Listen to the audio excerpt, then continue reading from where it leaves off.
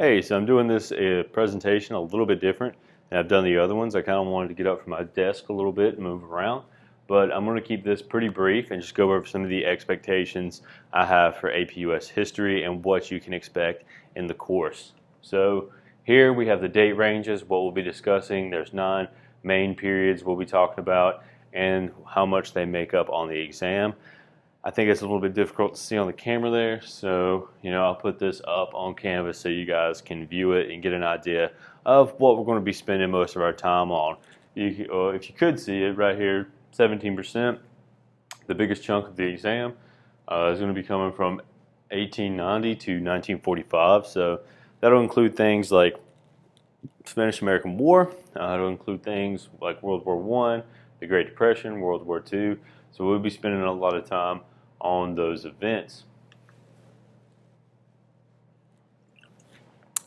I put this up here again. Might not be able to see it, I don't know, with the camera. I'll put these slides on Canvas, but nonetheless, here's the scoring or what people made on the AP US History exam last year. So AP US History is one of the harder AP exams because there's so much writing involved with the exam.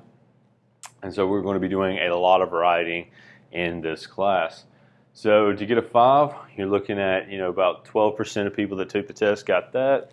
About 18% got a 4, 23% got a 3, and the rest made a 2 or a 1. And you guys may be familiar with the scoring, but if you make a 2 or a 1, you will not get college credit. So you need to make that 3, 4, or 5 in most cases. Some colleges, will only accept 4s or 5s, but most UNC colleges take a 3 and up. Everybody that will take this class will be able to make a 3 and up. I took AP US History, not too many years ago, but I took it in the same classroom and I was able to make a 4 on it, but it took a lot of reading and writing and a lot of practice to get that score. So it's very doable. I mean, if I could do it, any of you guys can do it. But you just got to be prepared to put in the work with your writing and be prepared to be reading a lot about history. DBQs. You guys will get sick of me talking about DBQs. I'll probably get sick of grading your DBQs, but it's important that you guys know how to write one.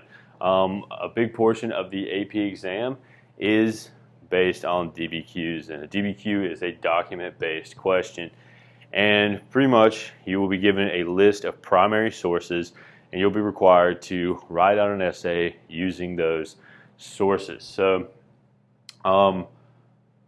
we'll get more in depth with this, but we'll be writing DBQs every week. Every week we'll be going over those, and I'll be giving you guys feedback. There's certain language that the scores of that AP exam want to see and that they look for, that you mentioned certain things, certain historical events, all that sort of stuff.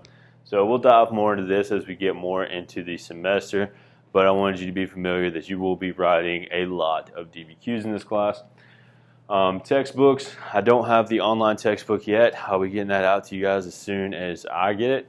But I do have some hard copy textbooks. These are actually the textbooks that I used when I took AP History here. This is a great book. I'll be giving everybody in class one of these to take home. And I think it'll be kind of nice to read an actual book instead of reading on your computer screen all day. So everybody will get one of these. We're not going to read that whole thing. We'll be using the other textbook more. But just so we can kind of get started, I do want you guys to come to school. And I'll probably have those in the front office, something like that. We'll work that out. I'll probably make a class announcement letting you guys know when you need to come pick up that book. Another book that I'm going to be giving you guys to start out with is Alan Taylor and the American Colonies. It's a great book. It's broken up into really small, manageable chunks. So we'll be reading a good bit of this. This is what I used in my American colonial history class in college. So another one that we're going to be working with right out of the gate. And then I'm not quite sure how much we're going to be working with these yet. I haven't really flipped through them yet, but I've got a class set of each one. These are full of primary sources, so we'll be going through those, learning how to analyze primary sources and work with those, because again, you'll need those for the DBQs. So that's pretty much it as far as the expectations. If you have any questions, let me know. I just want you guys to know in this class that you will be doing a lot of reading and writing. So we're going to be building a lot on those skills. So be prepared, to read those, 20, 30, 40 pages that you may have to read one night. Be prepared to come in and discuss those the next day. Really, you guys are going to have to do a lot of reading outside of class in order to build that base knowledge. And then when you guys come into class, we're going to be kind of discussing and building on that and using that in our writing. So again, any questions, shoot me an email and I'll be happy to answer those.